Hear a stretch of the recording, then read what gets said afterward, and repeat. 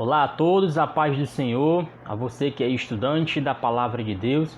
Eu sou o irmão Júnior, esse é o canal Júnior Menezes, um canal dedicado a estudos bíblicos. E hoje nós estaremos trazendo da série Escola Bíblica Dominical, EBD, a aula que será realizada domingo que vem. Esta lição de hoje é para você que é estudante, vai lecionar, é um professor, mas já quer ir para a aula domingo, já entendendo do assunto que vai acontecer naquele momento. Então eu já trago esse vídeo antecipado, justamente para você que quer chegar na aula já sabendo mais ou menos como vai ser ao decorrer do conteúdo. Amém? Você que não é inscrito nesse canal, você possa se inscrever, acesse aí, ligue o sininho também para receber as notificações. É um canal pequeno, estamos começando agora, mas se você puder nos ajudar, a gente fica muito agradecido. A lição de hoje, ela é dessa revista aqui, deixa eu colocar aqui, dessa revista aqui, que é a Igreja Eleita, né, no segundo trimestre de 2020. Essa revista aqui, que é da CPAD, que nós estamos estudando. Eu sou o irmão Júnior, como eu já falei, eu sou da Igreja Evangélica Missionária Ebenezer, aqui de Fortaleza, Ceará. Amém? Primeiro ponto, a lição de hoje é a lição de número 6. O tema da lição é a condição dos gentios sem Deus. Esse é o título da lição de hoje, a condição dos gentios sem Deus. Os gentios, nós vamos aprender o que é gentio, o conceito de gentio, vamos aprender sobre circuncisão, o que significava, qual o objetivo, o que é hoje a circuncisão, né? Nós vamos entender um pouco sobre tudo isso. O homem vivendo sem conhecer a Deus. A leitura bíblica de hoje,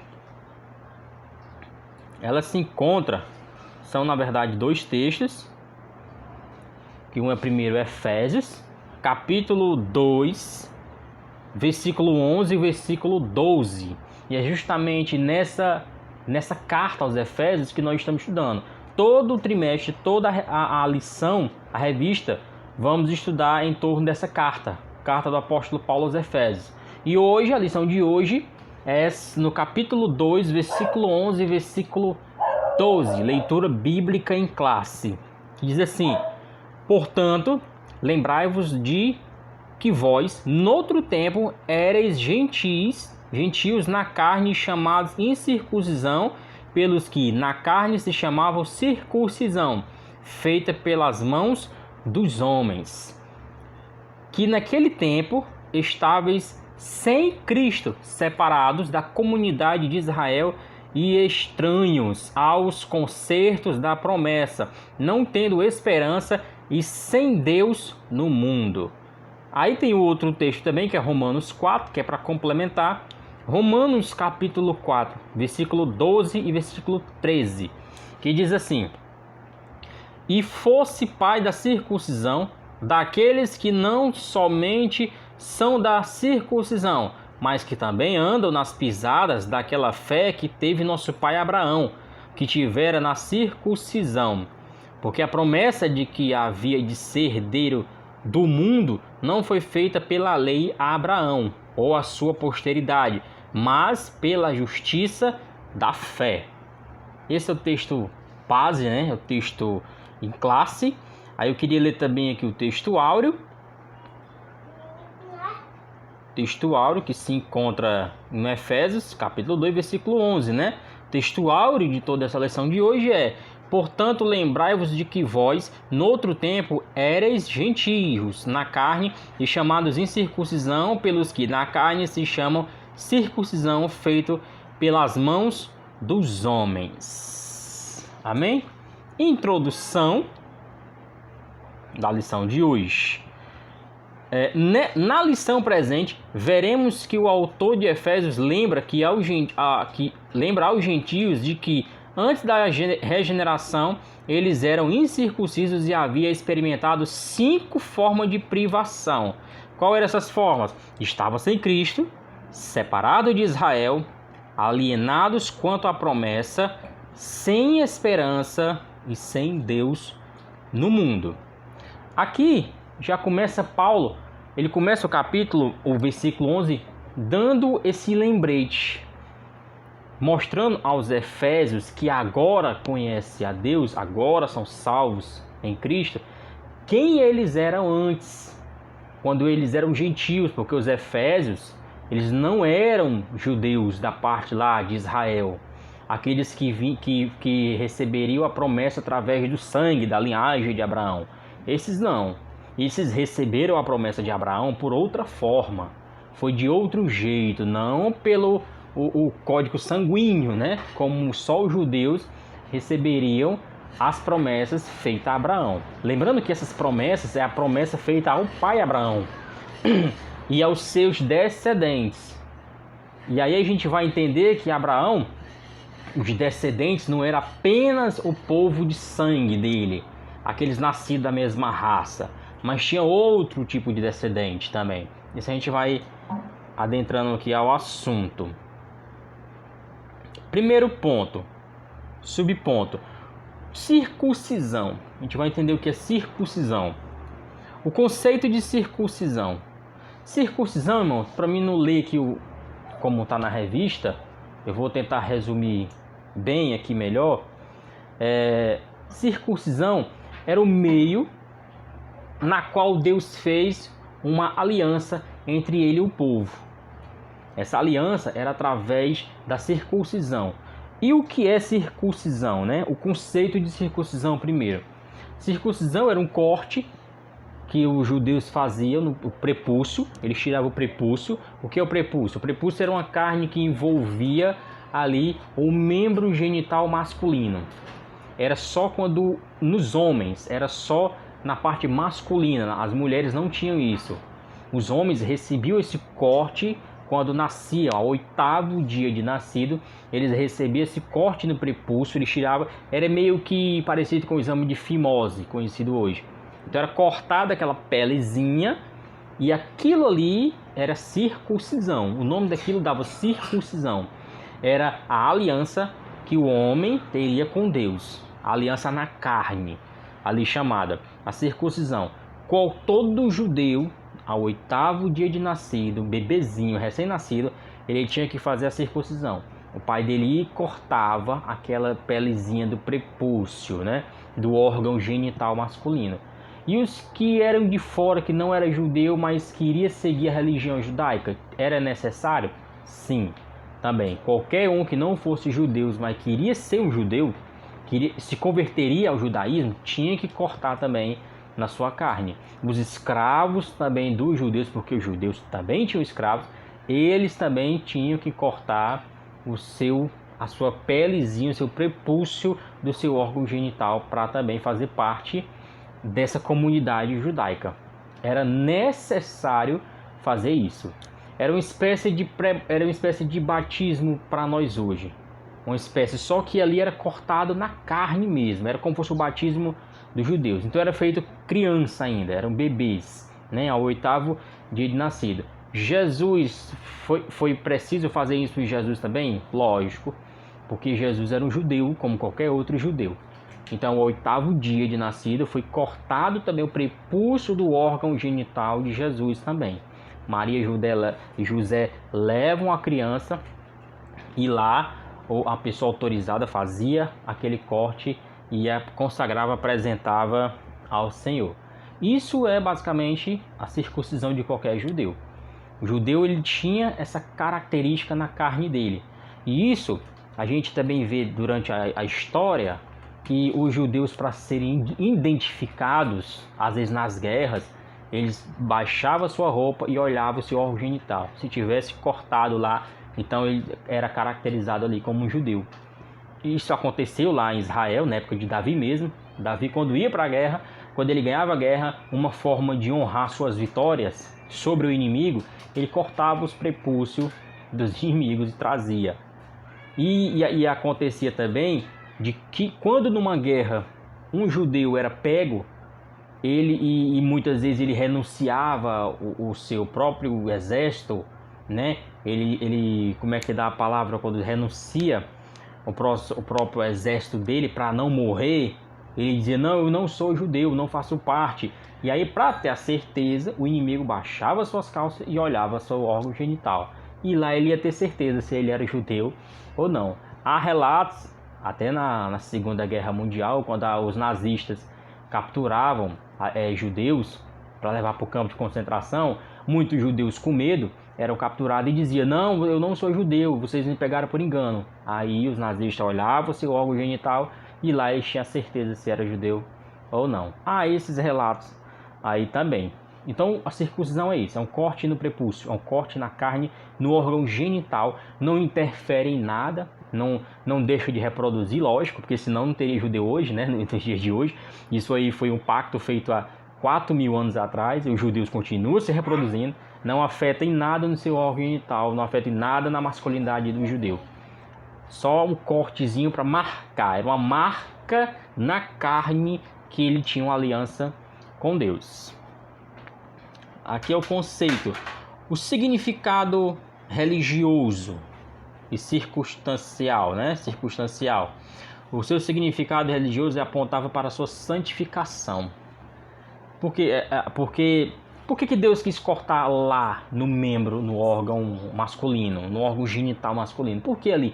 Por que Deus não fez um cortezinho no outro canto, no braço, sei lá, na perna, na barriga, mas logo naquele localzinho? Porque era uma forma em que Deus queria santificar o homem, era uma marca de aliança de santificação, porque a humanidade na época estava totalmente depravada na carnalidade, na depravação, na sexualidade, na prostituição, no adultério. Então Deus ele foi lá no objetivo, foi logo no objetivo certo, na raiz, para mostrar: olha, se você agora está fazendo isso nesse local aqui determinado, para dizer que você agora vai se santificar a mim. Você não faz parte do mundo, você não faz parte da depravação, você não faz parte de prostituição, você não faz parte de adultério. Até o seu órgão genital tem que ser santificado. Tudo santificado a Deus. Era um povo separado. Daí vem a palavra santo. Santo significa separado.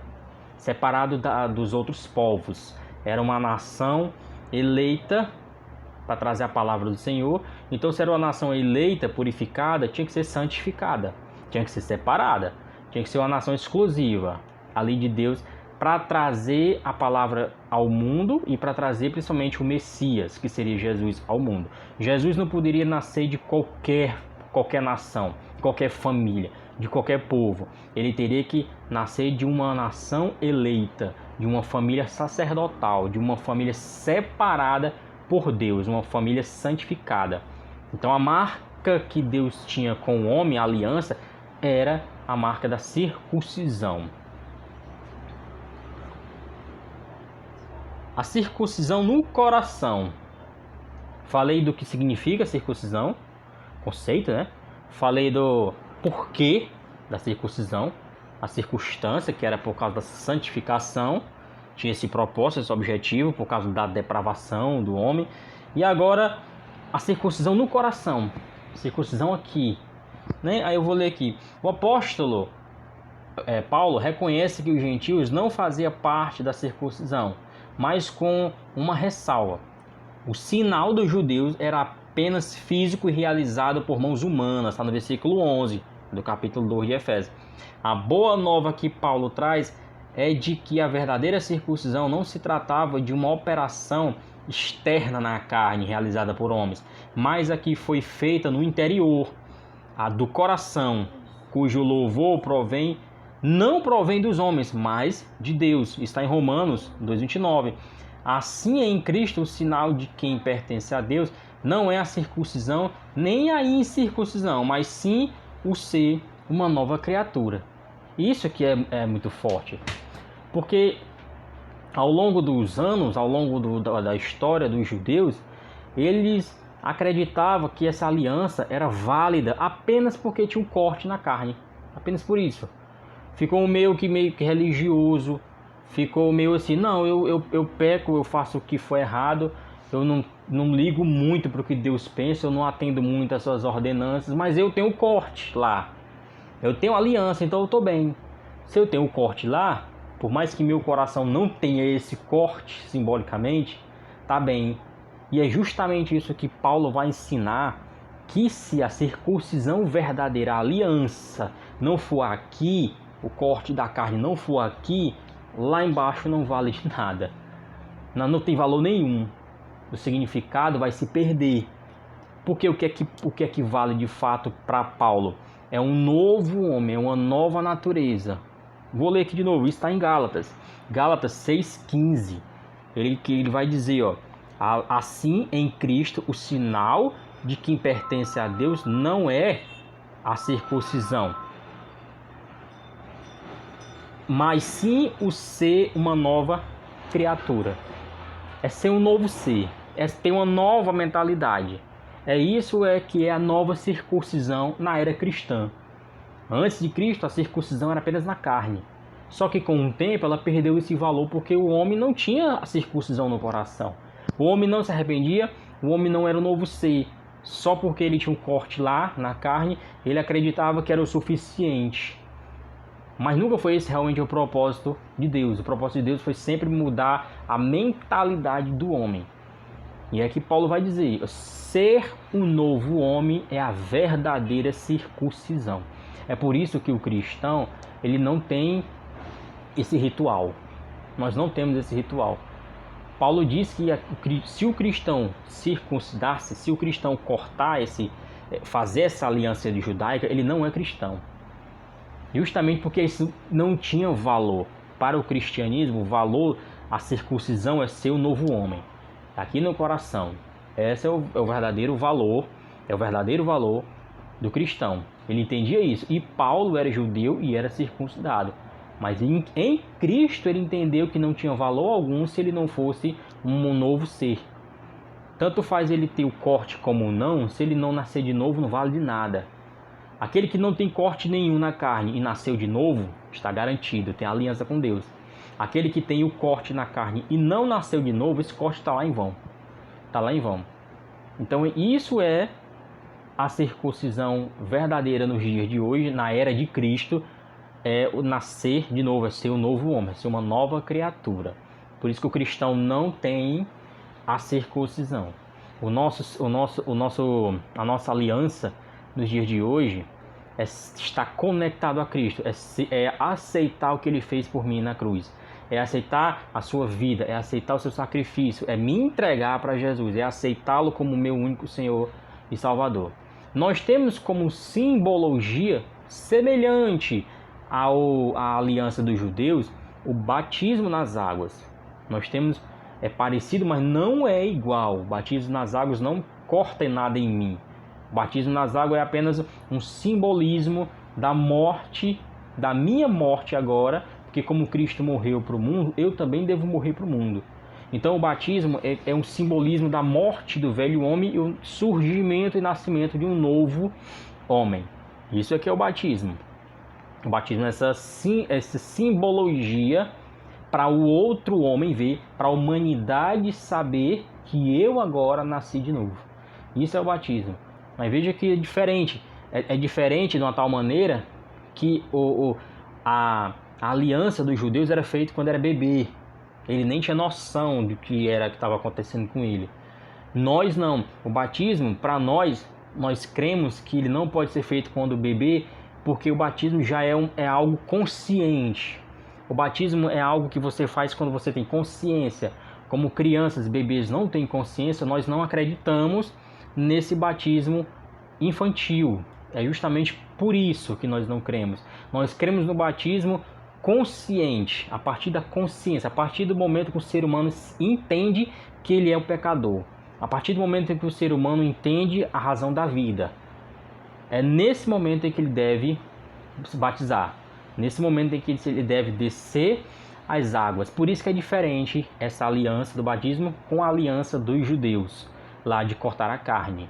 Porque o batismo cristão, ele é feito consciente. É arrependei-vos e batizai-vos. É depois do arrependimento, é depois que eu entender, sou um pecador, preciso de misericórdia e salvação urgente.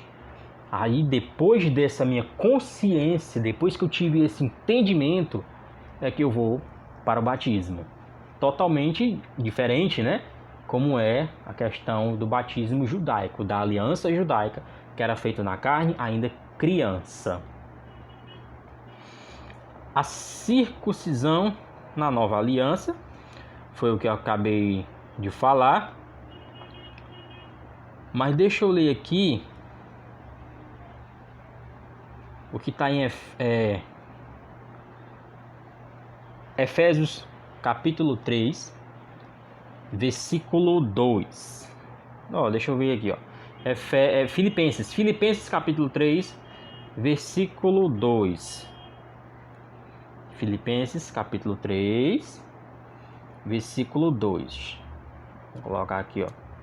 Você pode procurar na sua Bíblia aí também, para você ir me acompanhando. Filipenses 3, 2. Diz assim, ó: guardai-vos dos cães, guardai-vos dos maus obreiros, guardai-vos das cordatura, porque a circuncisão somos nós, que servimos a Deus em espírito e nos gloriamos em Cristo Jesus e não confiamos na carne. Observe bem, ainda que também podia confiar na carne, se algum outro cuida que pode confiar na carne, ainda mais eu, circuncidado ao 8º dia, Paulo falando dele mesmo, circuncidado ao 8º dia, da linhagem de Israel, da tribo de Benjamim, hebreu de hebreu, segundo a lei, fui fariseu, segundo o zelo, perseguidor da igreja, segundo a justiça que há na lei, irrepreensível. Mas o que para mim era ganho, reputei-o perda por Cristo Jesus. E na verdade, tenho também por todas essas coisas, pela excelência do conhecimento de Cristo, meu Senhor, pelo qual sofri a perda de todas essas coisas, e as considero como escória, para que possa ganhar a Cristo. Veja que, olha como é interessante o que Paulo reforça o que eu disse no começo, no versículo 3. Porque a circuncisão somos nós, que servimos a Deus em espírito, e nos gloriamos em Cristo e não confiamos na carne. O que eu disse no começo. No começo, os judeus entendiam que eles poderiam ser salvos, estava bem com Deus apenas porque tinham circuncisão na carne. E Paulo está dizendo que não. A circuncisão é nós inteiros, nós inteiros. É o viver um novo homem, é ser uma nova criatura e viver em Deus. Isso é a verdadeira circuncisão. Amém? Então aí Paulo reforçando o que eu acabei de falar, né? Vamos para o ponto 2,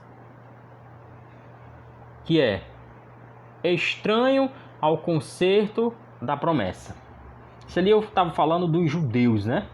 A circuncisão era só judeu que podia fazer, só eles que faziam. Os gentios não tinham essa noção de que era isso, circuncisão.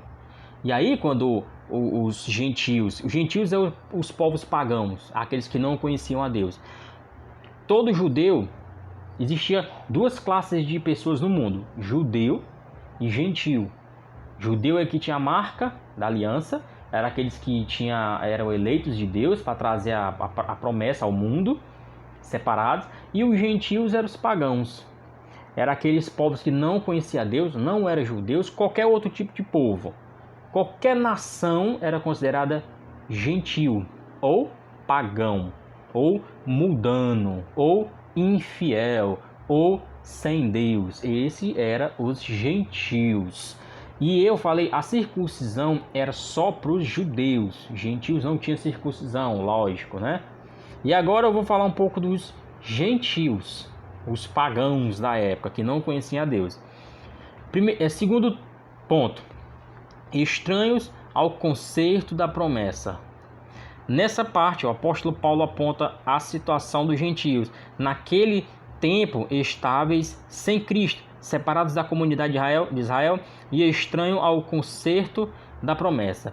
Primeiro, Paulo diz que os gentios, no caso, nós, que não somos judeus, que não conhecia Jesus antes, nós tínhamos uma vida sem Cristo, não conhecia a Jesus.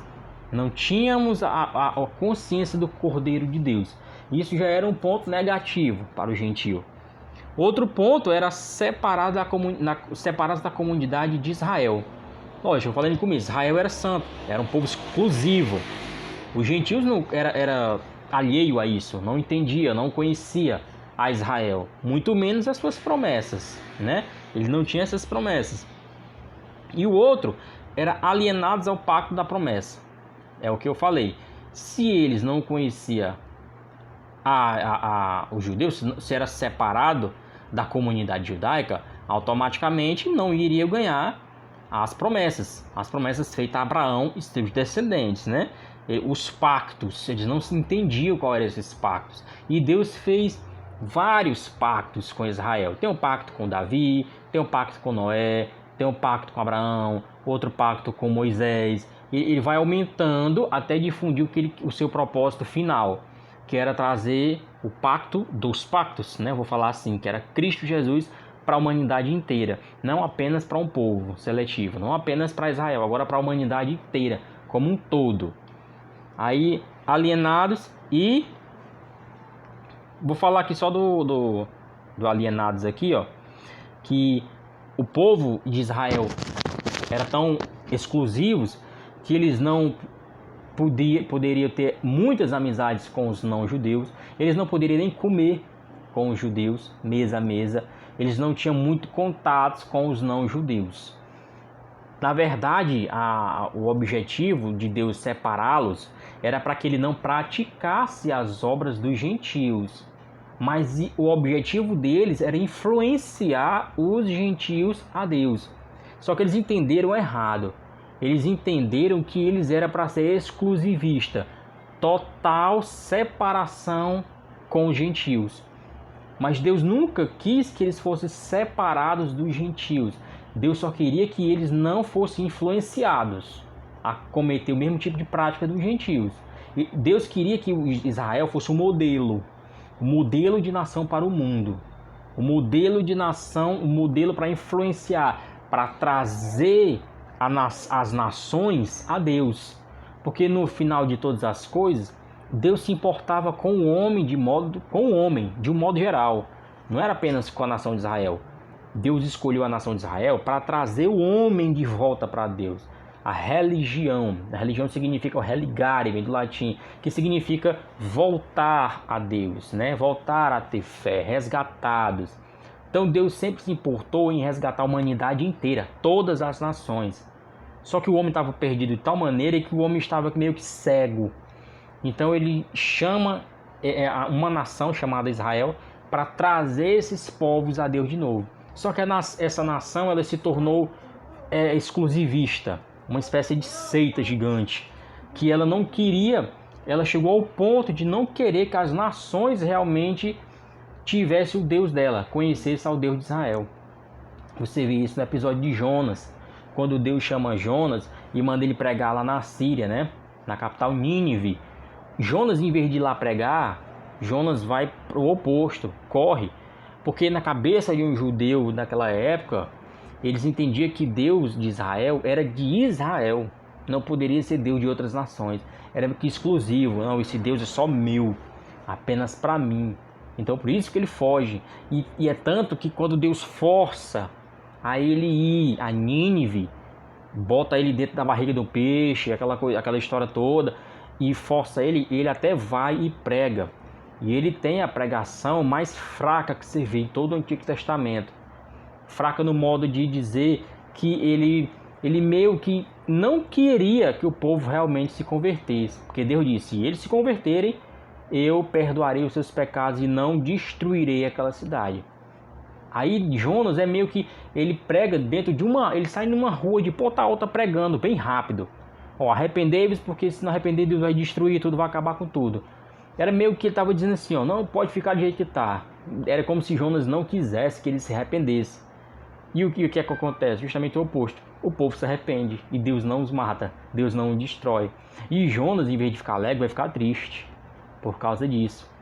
Porque na cabeça de um judeu naquela época, era comum que eles acreditassem que Deus era só deles. As nações, né, Era inconcebível que Deus se revelasse a outras nações. É tanto que quando Cristo Jesus veio à Terra, se revelando aos outros homens sem ser judeus, eles ficaram perplexos. Até os próprios apóstolos não conseguiram compreender de imediato. Deus se revela a Pedro em um certo momento e manda ele ir pregar na casa de um gentil, lá de um homem pagão que não era judeu. No começo ele quer se recusar. Aí Deus disse que estava santificando toda a humanidade agora. Agora a salvação não seria mais por rituais, não seria mais por corte na carne. A salvação agora agora vinha apenas pela fé. Ela pela graça por meio da fé. Apenas isso. A qualquer um. Deus agora estava trazendo salvação a todos os homens. A nação de Israel foi usada para trazer o Messias. A partir do momento que o Messias vem, esse Messias agora ele vai salvar as nações inteiras. Apenas pela fé, pelo crer. E do crer na palavra de Deus através do Evangelho. Era assim que as nações sem ser judias viviam, né? A mercê. Ponto 3. Sem esperança e sem Deus. Isso eram as nações pagãs. Desprovidos de esperança. A palavra esperança traz a ideia de confiança. E nas Escrituras o seu principal uso está ligado à confiança nas promessas divinas. Podemos afirmar que os gentios eram desprovidos dessa esperança por causa da parte da filosofia grega, que descartava a possibilidade de uma vida além túmulo e que consequentemente pudesse ser ditosa. Além dessa questão, embora Deus tivesse decretado incluir os gentios no plano da salvação, eles mesmos ignoravam essa promessa e por isso assim tinham em sustentar qualquer esperança. Como a esperança é a âncora da alma, os gentios desprovidos dela padeciam de medo e incertezas. Por conseguinte, a falta de esperança e de paz revelava a ausência de Deus. Veja bem, na época em que Cristo veio à Terra, os homens estavam tentando ser salvos, os judeus através da lei e os gentios através de conhecimento, da filosofia. Eles acreditavam que quanto mais eles conheciam as coisas, matemática, história, física, ciência, quanto mais ele tinha conhecimento, isso levaria à salvação da alma. Eles acreditavam nisso. Então, quanto mais o conhecimento, melhor para a sua alma. Era assim que eles entendiam. Só que o evangelho é tão maravilhoso porque dessa forma aí impossibilitava a grande maioria das pessoas que não tinha conhecimento. Então, nessa visão, só quem iria ser salvo eram os povos de conhecimento, que eram poucos. E a grande massa, até no dia de hoje, que não tinha conhecimento, iria se perder. Só que o evangelho é tão maravilhoso que a salvação que Deus criou, o meio de salvação, não é pelo conhecimento de coisas, mas é o conhecimento da verdade. João 8,32 diz: conhecereis a verdade, e a verdade vos libertará. Quem é a verdade? A verdade é uma pessoa. A verdade não é ciências, contas, filosofias, nada disso. A verdade é uma pessoa. É através da fé. Por isso que o rico pode ser salvo e o pobre pode ser salvo. Qualquer um tem a possibilidade de salvação agora. Porque foi o único meio que existe de salvar o homem. É pela fé. É conhecer a Cristo. Só isso. Pode ser leigo, conhecedor de muitas coisas, um professor, um aluno, um doutorado ou um mendigo. Qualquer um agora tem a possibilidade de ser salvo. Porque não é pelo conhecimento de coisas, acúmulo de conhecimento, mas é pelo conhecimento de uma pessoa. Conheceu essa pessoa, creu nela, no que ela fez, e isso já é o suficiente para ser salvo. Basta isso. Não vem por obras, porque se viesse por obras, o homem poderia chegar no céu e botar o dedo na cara de Deus e dizer: eu consegui porque eu sou bom, eu consegui porque eu fui o cara. Tudo que estava lá para fazer, eu fiz, obedeci as regrinhas, tudinho legal. Pronto, eu me salvei. E isso é totalmente antibíblico. Não tem condição nenhuma do ser humano ser salvo por seus méritos. Não tem. Por isso que a salvação é apenas pela fé. É pela graça por meio da fé. Não vem de vós, é dom de Deus. Entende? Amém? Então vamos lá. No subponto 2 diz: sem Deus no mundo. Os gentios viviam sem Deus no mundo.